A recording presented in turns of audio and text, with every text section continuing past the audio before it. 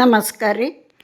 ಇವತ್ತು ಬದನೆಕಾಯಿ ಚಟ್ನಿ ಮಾಡೋದನ್ನು ತೋರಿಸ್ತೀನಿ. ಬಿಸಿ ಬಿಸಿ ಜೋಳದ ರೊಟ್ಟಿಗೆ ಏನು ಸೂಪರ್ ಆಗಿರ್ತದೆ ರೀ, ಒಳ್ಳೆ ಕಾಂಬಿನೇಷನ್ನು.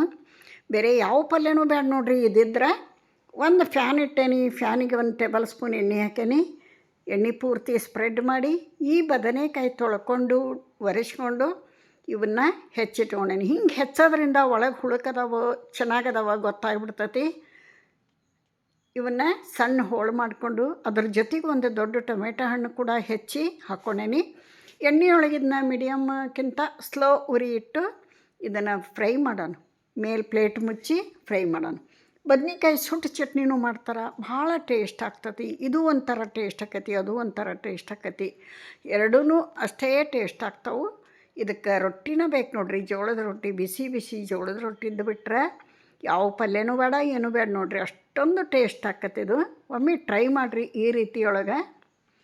ಈಗ ನೋಡ್ರಿ, ಹೋಳುಗಳನ್ನು ಕೆಳಗೆ ಮೇಲೆ ತಿರುಗಾಡ್ಸಿ ಅವನ್ನ ಬೇಯಿಸ್ಕೋಬೇಕು. ಚೆಂದಾಗಿ ಸ್ಮೂತಾಗಿ ಬೇಯಬೇಕು ಅವು.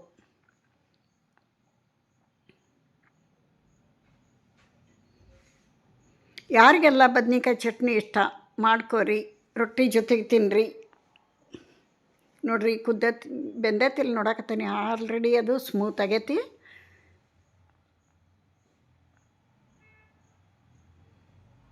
ಇನ್ನೊಂದು ಸ್ವಲ್ಪ ಕಡೆ ತಿರ್ಗಾಡಿ ಸಾಕಿನ್ನ ಗ್ಯಾಸ್ ಆಫ್ ಮಾಡಿಬಿಡ್ತೀನಿ. ಭಾಳ ಸುಡಾಕತ್ತೈತಿ. ಸ್ವಲ್ಪ ಆರಿಂದಿದ ಮೇಲಿನ ಸಿಪ್ಪಿ ಎಲ್ಲ ತೆಗಿಬೇಕು. ಟೊಮೆಟೊ ಸಿಪ್ಪಿನೂ ತೆಗಿತೀನಿ, ಬದ್ನಿಕಾಯಿ ಸಿಪ್ಪಿನೂ ತೆಗಿತೀನಿ. ಎರಡೂ ತೆಗೆದು ಇದಕ್ಕೆ ಕೆಲವೊಂದು ಪದಾರ್ಥಗಳನ್ನು ಕೂಡಿಸೋಣಂತ. ಯಾರೆಲ್ಲ ವಿಡಿಯೋ ನೋಡ್ತೀರಿ, ಇಷ್ಟ ಆದ್ರೆ ಒಂದು ಲೈಕ್ ಕೊಡೋದನ್ನು ಮರಿಬೇಡ್ರಿ. ಹೊಸಬ್ರು ಯಾರು ನೋಡ್ತಿದ್ರೆ ಪ್ಲೀಸ್ ಸಬ್ಸ್ಕ್ರೈಬ್ ಮಾಡ್ಕೊಂಡು ವಿಡಿಯೋ ನೋಡಿರಿ ಅಂತ ತಮ್ಮಲ್ಲಿ ರಿಕ್ವೆಸ್ಟ್ ಮಾಡ್ಕೋತೀನಿ. ನಿಮ್ಮ ಹೆಲ್ಪು ಸಪೋರ್ಟು ನನ್ನ ಚಾನಲಿಗೆ ಬೇಕು. ಈಗ ನೋಡ್ರಿ, ಕೈಲೇ ಕಿವಿಚ್ಬಿಡೋಣ ಸಿಪ್ಪಿ ತೆಗೆದು. ಆನಂತರ ಇದಕ್ಕೆ ಈ ಕೈಲಿ ಭಾಳ ಸುಡ್ತಿತ್ತಲ್ಲ, ಸ್ಪೂನಿಲೇ ಮ್ಯಾಶ್ ಮಾಡಿಬಿಟ್ಟೇನಿ. ರುಚಿಗೆ ತಕ್ಕಷ್ಟು ಉಪ್ಪು, ಖಾರ ಪುಡಿ,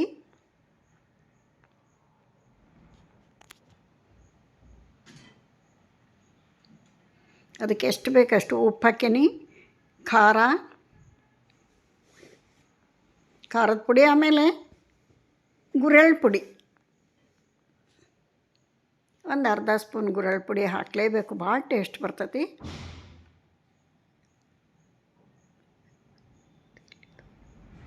ನೋಡ್ರಿ, ಒಂದು ದೊಡ್ಡ ಸೈಜಿನ ಈರುಳ್ಳಿ ಸಣ್ಣಕ್ಕೆ ಹೆಚ್ಚಿ ಇಟ್ಕೊಂಡೀನಿ ಹಾಕೋಣ.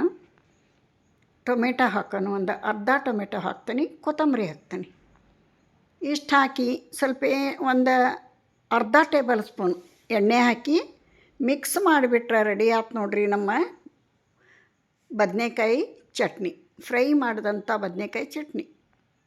ಇನ್ನು ಇದಕ್ಕೆ ಬಿಸಿ ಬಿಸಿ ಜೋಳದ ರೊಟ್ಟಿ ಬೇಕು. ನಾವು ಯಾವತ್ತು ರೊಟ್ಟಿ ಮಾಡ್ತೇವೆ ಆವಾಗನೇ ಇದನ್ನು ಮಾಡ್ತಿರ್ತೇವೆ. ಈ ಥರ ರೊಟ್ಟಿಗೆ ಹೊಂದುವಂಥ ಕಾಂಬಿನೇಷನ್ ಇದ್ದಂಥವು ರೊಟ್ಟಿ ಮಾಡಿದಾಗನ ಮಾಡ್ತೀವಿ.